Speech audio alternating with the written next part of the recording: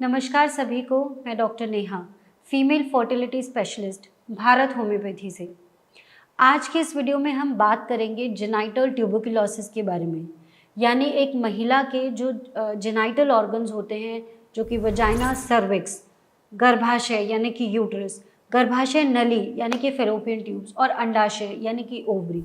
जब इन ऑर्गन्स का टीबी हो जाता है तो क्या लक्षण देखने को मिलते हैं और क्या इसका सफल इलाज है।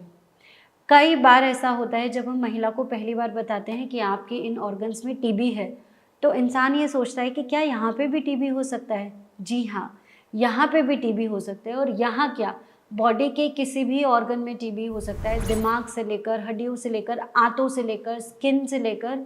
तो बेसिकली ट्यूबरकुलोसिस एक ऐसा इन्फेक्शन है जो आपकी बॉडी के किसी भी ऑर्गन में हो सकता है।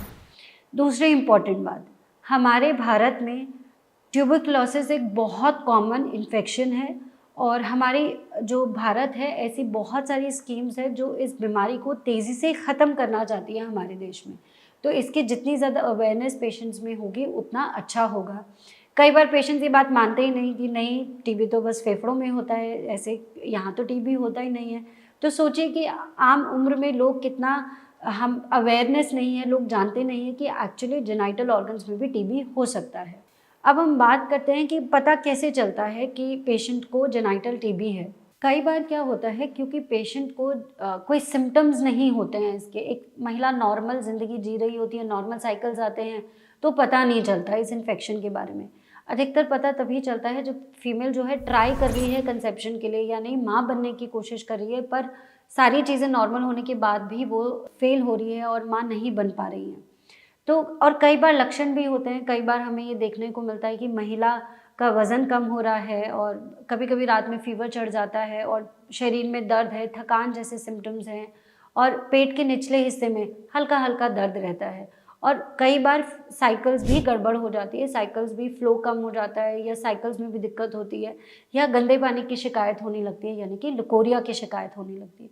तो कई बार महिला को संकेत आते भी और कई बार नहीं भी आते हैं। अगर ऐसा है भी तो कई बार ऐसा होता है कि पेशेंट डॉक्टर के पास आता है और ये जांच करने में, क्योंकि ये इतना कॉमन नहीं है, तो जब डॉक्टर डायग्नोसिस बनाता है जेनाइटल टीबी की, तो ये एंटायरली आपके डॉक्टर के स्किल और डॉक्टर की नॉलेज पर डिपेंड करता है और कितना पर्सपेक्टिव, कितना उस केस को इस नज़रिए से देख रहा है कि इसको जेनाइटल टीबी भी हो सकता है। तो ये भी बहुत इंपॉर्टेंट चीज़ होती है।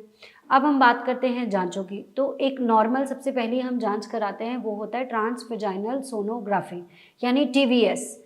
अल्ट्रासाउंड की जाती है लेकिन नीचे से की जाती है।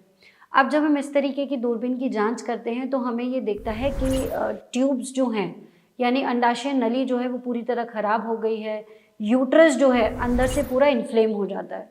कई बार हमें ये देखने को मिलता है कि यूट्रस दोनों तरफ से बीच में चिपक जाता है। अब ट्यूबरकुलोसिस के पेशेंट में जो सबसे हम कहें कॉम्प्लिकेटिंग चीज़ होती है, वो होती है हर ऑर्गन का चिपक जाना आपस से। गर्भाशय नली जो होती है, गर्भाशय जो होता है, अंडा जो होता है, ये सब आपस में चिपक चुके होते हैं। जितना ज़्यादा कॉम्प्लिकेटेड केस होता है उतने ज़्यादा सिम्टम्स या उतने ज़्यादा अंदर की डिरेंजमेंट होती है। कई बार केस इतना सिवियर हो जाता है कि वो अपने पीछे की आंतों को भी साथ में चिपका लेता है। तो आंतें, गर्भाशय, गर्भाशय नली, अंडाशय सब कुछ आपस में चिपक जाता है। तो ये बहुत ही कॉम्प्लिकेटेड हो जाता है। अब ऐसे में क्या किया जाता है, ट्यूबरकुलोसिस ट्रीटमेंट दिया जाता है।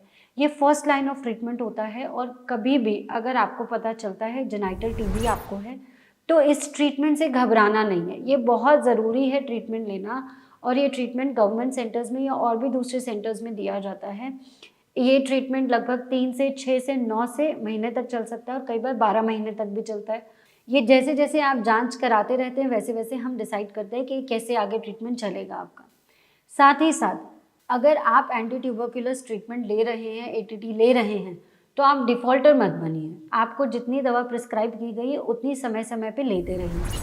कई बार क्या होता है, हमने ये देखा है कि पेशेंट को टीबी था, टीबी की दवा भी ली और अब टेस्ट नेगेटिव भी आ गया। लेकिन अंदर से ट्यूब्स और यूट्रस इतना इन्फ्लेम हो चुका होता है या अभी भी उसमें वो पूरी तरह ठीक नहीं हुई होती है, हेल्दी नहीं होती है, तो वो महिला माँ नहीं बन पा रही होती है। ऐसे में होम्योपैथिक मेडिसिन्स का बहुत अच्छा रोल है। एक बार आपने एंटी ट्यूबरकुलस ट्रीटमेंट ले लिया या आप उस पर हैं भी, तो आप अपने ऑर्गन्स को हेल्दी बनाने के लिए अपने यूट्रस को हेल्दी बनाने के लिए, फेलोपियन ट्यूब्स को हेल्दी बनाने के लिए, और आगे चल के जब आप ट्राई करें तो आप नॉर्मली कंसीव कर पाएँ।